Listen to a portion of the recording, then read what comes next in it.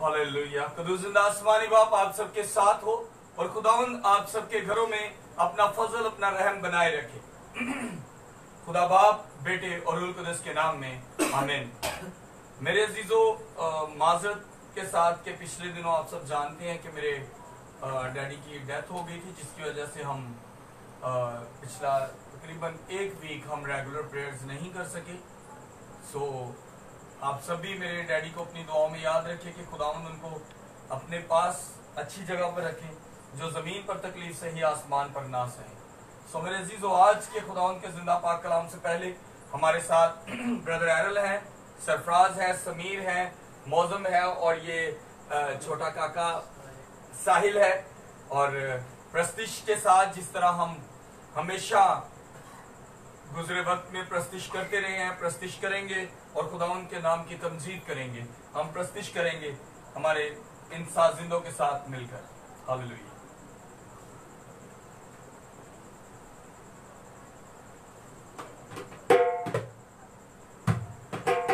प्रस्तिश शुरू करें।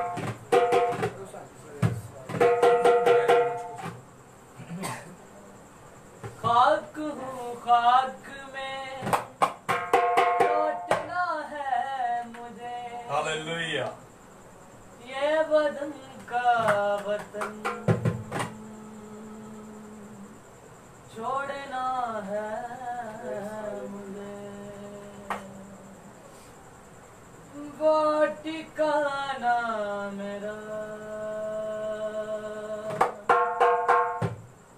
मैं तो कुछ भी नहीं।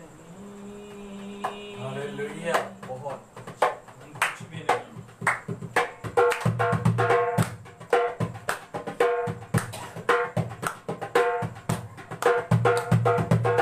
नासरी के सिवा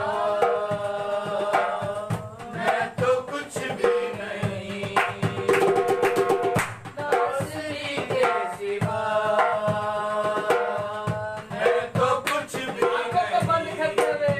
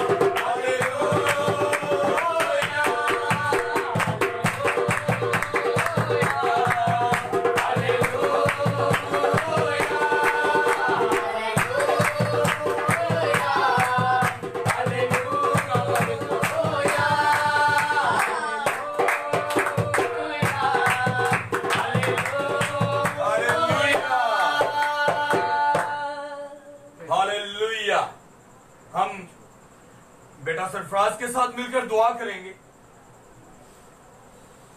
जिलानी बाप यीशु के नाम में हम तेरी हुजूरी में आते हैं। खुदावन तेरा शुक्र हो, तू जो बड़ी कुदरत वाला खुदा है। ऐ बाप, तू जो बगैर सतूनों से आसमान को फजा में खड़ा करता है और समुद्रों को रेत के जरूरत से वार देता है, हम आपकी बड़ी कुदरत के लिए आपका शुक्र अदा करते हैं। खुदावंद देख, तू पानियों पे चलने की कुदरत रखता है। और खुदावंद यीशु नासरी, जब तू 5000 लोगों को मेरे पास खुदा खाना खिलाता है तो देख, तो अपने शागिर्दों को पहले भेज देता है। खुदावंद जब वो कश्ती में सवार होते हैं तो लहरें और हवा मेरे पास खुदा उन्हें घेर लेती है, लेकिन मेरे पास खुदा तू उनको कभी अकेला नहीं छोड़ता।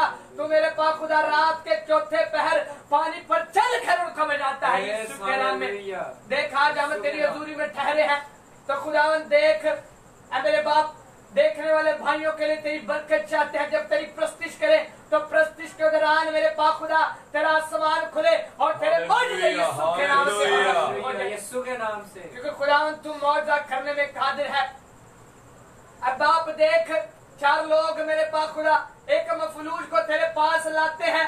खुदावंद तू उनका ईमान देखकर उस मफलूज को कहता है मेरे पास खुदा कि जा शिफा पा ले यीशु के नाम में। खुदावंद देख, तू उसके गुनाह माफ कर देता है। तो खुदावंद वो मफलूज अपने 4 पैर उठाता है और मेरे पास खुदा चलना शुरू कर देता है यीशु के नाम में। आज मेरे पास खुदा हम तुझ पर ईमान ले आए हैं। मेरे पास खुदा तू हमारा नजात देता है। खुदावंद जब हम तेरी प्रस्तिश करें तो खुदावंद तू प्रस्तिश में बड़ी रहनुमाई करना, अपने कलाम में हम सबको मेरे पास खुदा संभाले रखना, ताकि हम फक्त तेरे यीशु नाम के पीछे चले और फक्त तेरा यीशु नाम इसको जलाल पाए। यीशु नासरी के नाम में आमीन, आमीन। हम प्रस्तिश में एक और गीत गाएंगे, उसके बाद हम खुदा उनके जिंदा पाक कलाम की तरफ। असी हार नहीं सकते, आंखों को बंद रखते हुए वर्शिप करेंगे हम सब। असी लश्कर खुदा दया, हालेलुया। असी शोले खुदा दया, असी झंडे फता दया, फता के झंडे हैं हम। हालेलुया। असी हार नहीं सकते, ना कोई हारेगा और ना इन्हें कोई जीत सकेगा। हालेलुया। असी लश्कर खुदा दया, असी शोले खुदा दया,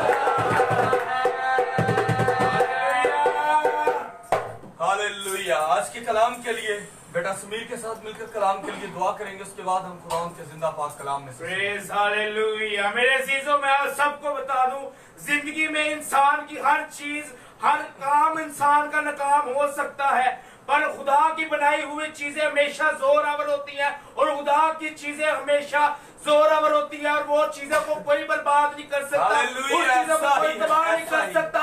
मेरे चीजों, आप सब जानते हैं, जो जाति जूलियत के हाथ में तलवार थी वो इंसान की बनाई हुई थी, लेकिन जो दाऊद के हाथ में पत्थर था वो जिंदा खुदा का। Praise hallelujah. ए बाप, यीशु के नाम से तेरे पास आता हूँ, अपने सर को झुकाता हूँ। यहाँ पर जितनी जिंदगी मौजूद है, जितनी जिंदगी में लाइफ देख रही है, ए बाप, इन सब के लिए तेरी बरकत को चाहता हूँ। आज का कलाम सुनकर जिंदगी बरकत पाए और ए बाप सारा जलाल तेरे यीशु नाम को मिलता रहे। ए बाप, हम कुछ भी नहीं है, ए बाप, हमारी नेकी तो नंगी गंदी धज्जी की मानित है। ए बाप, हम कुछ नहीं है। ए बाप, हम तुझको प्रमोट करते हैं बाप, ना कि अपने आप को। ए बाप, आज तेरा कलाम जब तेरा बंदा पास्टर फाकत सुनाए, ए बाप, ये ना बोले इसके अंदर होकर तू बोले, और ए बाप लोग बरकत पाए, जिंदगी बच जाए। ए बाप, यीशु के नाम से आज का कलाम सुनकर ए बाप हमारी जिंदगी बच जाए, हमारी जिंदगी तब्दील हो जाए। ए बाप, जितने लोग दे रहे हैं ये बरकत पाए और कसरत के साथ बरकत पाए, यीशु के नाम से आमीन आमीन। मेरे अजीजों, जैसा कि हम बहुत से चर्चिज में सुनते आते हैं, ज्यादातर कलाम जो है वो होता है कि अपने गुनाहों से तौबा करो, आप निजात पाओगे, मसीह को जान लो तो आप निजात पाओगे, बपतिस्मा रख। लेकिन क्या बाइबल मुकद्दस यही सिखाती है? बाइबल मुकद्दस में सिर्फ एक ही टॉपिक नहीं है। बाइबल मुकद्दस के 1179 चैप्टर्स में सिर्फ तौबा की ही बात नहीं है, इसमें मोहब्बत भी है, इसमें जंग के बारे में भी है, इसमें आपको रिश्वत लेने से भी मना किया गया, जना से भी मना किया गया, चोरी करने से भी मना किया गया। आज के जिंदा पाक कलाम में आज हम जो चीज सीखेंगे वो है इल्जाम पर। इंसान होते हुए हम लोग इल्जाम लगाते हैं एक दूसरे पर, लेकिन खुदा उनके जिंदा पाक कलाम क्या कहता है? रोमियो 2 बाब उसकी पहली 3 आयत पढ़ेंगे हम। रोमियो उसका 2 बाब उसकी पहली 3 आयत। मैं सबसे पहले पहली आयत पढ़ूंगा। बस आए इल्जाम लगाने वालों, तू कोई क्यों ना हो, तेरे पास कोई उज़र नहीं, क्योंकि जिस बात का तू दूसरे पर इल्जाम लगाता है उसी का तू अपने आप को मुजरिम ठहराता है, इसलिए कि तू जो इल्जाम लगाता है खुद वही काम करता है। मेरे अजीजों, हमें एक बड़ी प्रॉब्लम है। हम लोग, मैं बहुत से चर्चिज में गया हूं, मैंने ऐसे चर्चिज में भी गया हूं जहां पर मुझे स्पेशली कॉल की गई कि आप तौबा पर कलाम करें, आप चेंजिंग पे कलाम करें, लेकिन हम एक चीज छोड़ जाते हैं जो बाइबल मुकद्दस के अंदर हमें छोटी छोटी चीजें सिखाई जाती हैं। ये जो इतने चैप्टर्स हैं या जो इतनी ये बाइबल इतनी बड़ी है कि इसमें 1179 चैप्टर्स कहां पे, इसके क्या सिखा क्या रही है? आखिर 1179 चैप्टर्स में सिर्फ एक ही चीज है कि तुम्हें शिफा मिल जाएगी, तुम्हें बरकत मिल जाएगी। लेकिन मेरे अजीजों, बाइबल मुकद्दस आज आपको इल्जाम के बारे में बताती है कि आप किसी पर इल्जाम मत लगाओ क्योंकि तुम्हें कोई हक नहीं। यहां पर एक बड़ी खूबसूरत चीज लिखी है, तू कोई क्यों ना हो, मतलब तू जज हो, वकील हो, या तू कुछ भी तोप हो, तू एक पादरी हो, तू एक साजिंदा हो, तू एक तबला बजाने वाला हो, या चर्च के अंदर झाड़ू लगाने वाला ही क्यों ना हो, तू एक थाने में सफाई वाला हो, ड्राइवर हो, इंस्पेक्टर हो, पुलिस वाला, एसएसपी, डीएसपी क्यों ना हो, तू एक जज ही क्यों ना हो, लेकिन इल्जाम नहीं लगा सकता क्योंकि हम इंसान होते हुए जिस चीज का किसी पर इल्जाम लगाते हैं वो हम खुद करते हैं। तो हम क्यों कर और कैसे कर किसी पर इल्जाम लगाएं?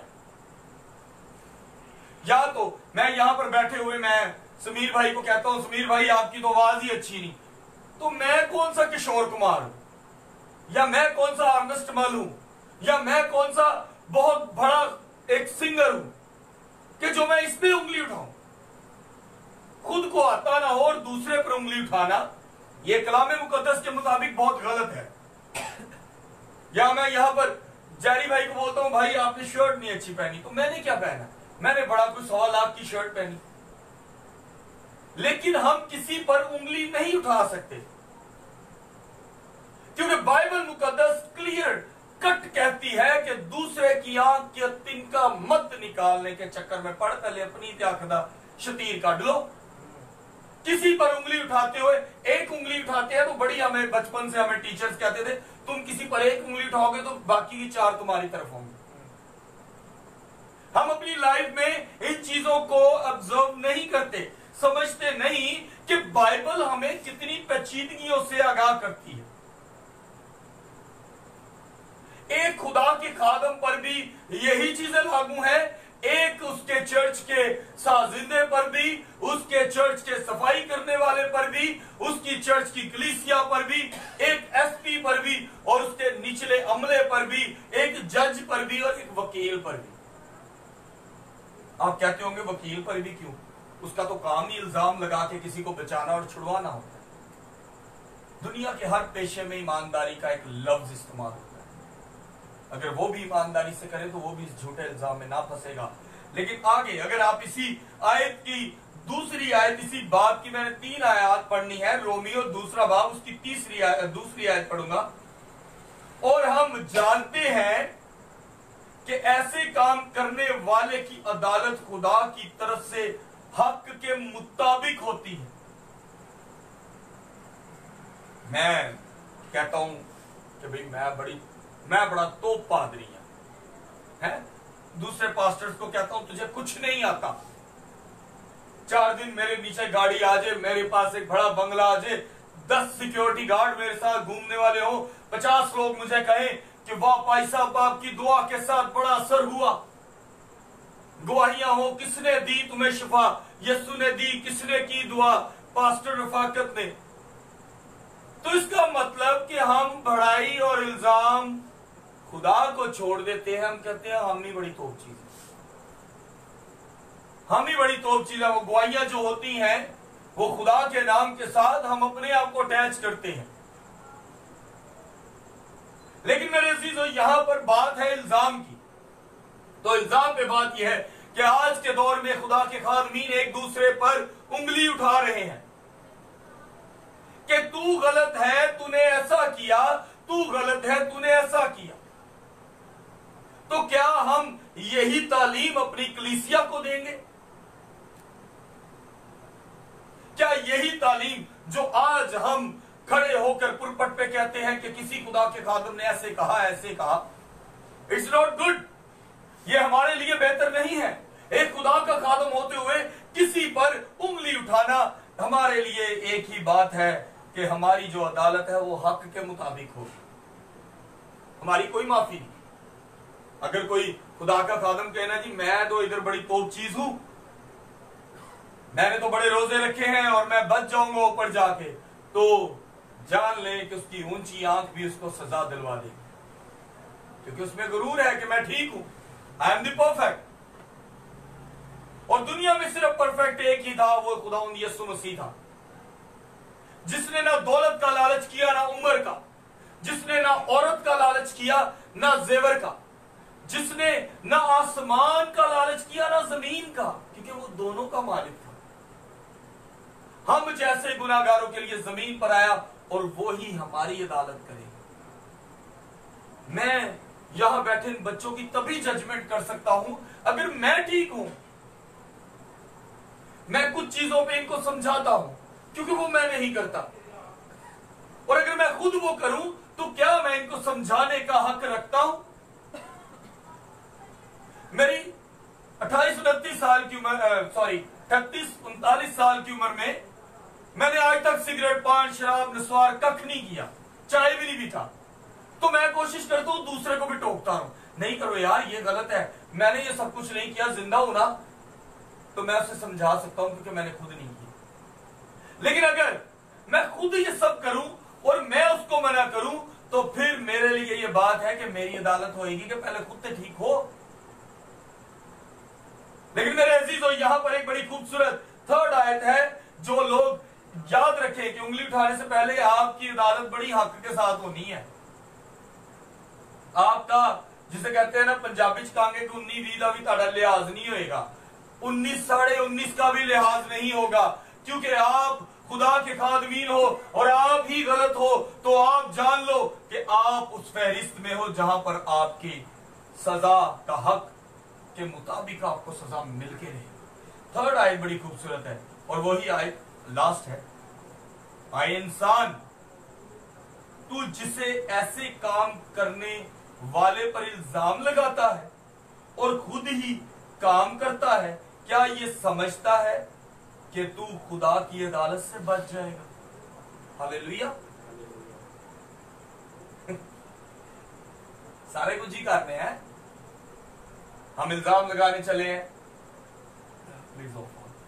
हम इल्जाम लगाने चले हैं और हम ये नहीं सोचते कि हम कर क्या रहे हैं। मैं भूल जाऊं कि मेरी भी बाद में कोई अदालत होगी, हम भूल जाएं कि हमारी भी कल को बारी आनी है।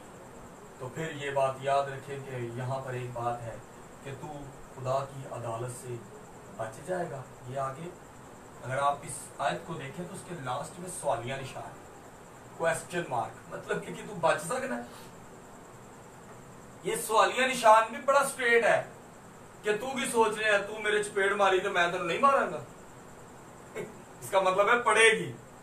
ये वो वाला सवालिया निशान है, ये वो वाला सवालिया निशान नहीं है क्या होएगी कि नहीं होएगी, ना ना ना, ये वो है कि अगर तूने किया तो तेरे साथ होके रहेगा। तू क्या सोचता है नहीं होगा? मेरे अजीजों, जिंदगी छोटी सी और इल्जाम बड़े बड़े और फिर सोचते हैं कि हम नहीं बचेंगे। मैं हमेशा ये बात कहता हूं कि हमें खुद को बदलना है। मैं खुद की बात कर रहा हूं। मैं बोलूं कि मैं समीर बेटे को बदलूंगा तो समीर ही खुद को बदल सकता है, मैं उसको नहीं। मैं सिर्फ उसको खुदा के कलाम को उसके तक जो है प्रमोट कर सकता हूं, उसके तक पहुंचा सकता हूं, उसके तक उस खुदा के कलाम का ट्रैवल करवा सकता हूं, सफर करवा सकता हूं। लेकिन इंसान अपनी अकल से सब कुछ जानता है, वो समझता है कि मुझे क्या छोड़ना है और क्या रखना है। सो हमें ये बात याद रखनी है कि किसी पे इल्जाम लगाने से पहले हम पर बड़ी बुरी तरह हक होएगा। ये बात याद रखें। पाक कलाम को पढ़ा और सुना जनाब सबके लिए बायसे हमारी लाइफ 70 वेले दी 80 वेले दी आखिर दे विच फना ना तो हम अम्मा हवा और बाबा आदम की तरह 100 200 900 800 साल जीने वाले हैं और ना ही हमारी इतनी लंबी लाइफ होगी, क्योंकि उस दौर में वो सोच के कदम उठाते थे खुदा के साथ। हम कदम उठाते हैं दुनिया के साथ, हम किसी चीज को पाने के लिए दूसरे पर इल्जाम लगाते हैं। हम पंजाबी से ही कहने हैं दूसरे के मोढ़े पर रख के बंदूक चलाना, हम फिर नुकसान उठाते हैं। मैं अजीजों बात हमेशा बोलता हूं, काफले में चलने से बेहतर है कि आप वो बनो कि जिसके पीछे काफला चले। तो काफले खुदावंद यीशु मसीह के पीछे चलते थे। अगर आप खुदावंद के कलाम के मुताबिक अपनी जिंदगी को बदल लोगे तो काफले आपके पीछे चलेंगे। आमीन आमीन। हम सब अपनी आंखों को बंद करेंगे और दुआ करेंगे कि खुदावंद आज के कलाम के वसीला हमारी जिंदगियों को बदले। कदूस कदूस कदूस रब्बुल अफ़वाज, आसमान और जमीन के खालिक और मालिक, तू जो था, तू जो है और तू जो रहेगा, है मेरे जिंदा आसमानी बाप। आसमान के दरीचे खोल के तूने कलाम खूबसूरत मुहैया किया। तेरा शुक्र अदा करते हैं कि तूने हमारी जिंदगियों को बदलने के लिए इस खूबसूरत किताब को, इस खूबसूरत कलाम को, इस खूबसूरत अल्फाजों को हमारी जिंदगी में उतारा। अरे बाप, हम किसी माबूद को नहीं मानते बल्कि तुझ जैसे जिंदा आसमानी खुदा को मानते। मिस्र से निकालता है, इसी तरह जिंदा आसमानी बाप तूने मुझ जैसे टूटी आवाज के आदमी को खुदा का कलाम बख्शा, तेरे शुक्र अदा करते हैं। ऐ मेरे जिंदा कदूस खुदा हमारी जिंदगियों को बदल दे, हमें तेरे कलाम के मुताबिक चलने वाला बना दे। हम गुनहगार हैं, गुनहगार रहेंगे, लेकिन फिर भी आए बाप हम थोड़ा सा भी तेरे कलाम के मुताबिक जिंदगी को चलाएं तो हम शायद बच जाएं। हमारी जिंदगी में तेरा कलाम असर करे, हम किसी पे इल्जाम न लगाएं, ताकि जिंदा आसमानी बाप हम हक के मुताबिक किसी बुरी अदालत में ना पड़े कि तेरी तरफ से हमें सजा का हुक्म। आए मेरे जिंदा कदूस खुदा यहाँ बैठे तमाम खानदान, ये जो बच्चे हैं, इनके माँ बाप के साथ हो, इनके बहन भाइयों के साथ हो। हम जानते हैं कि तेरी अदालत नजदीक है।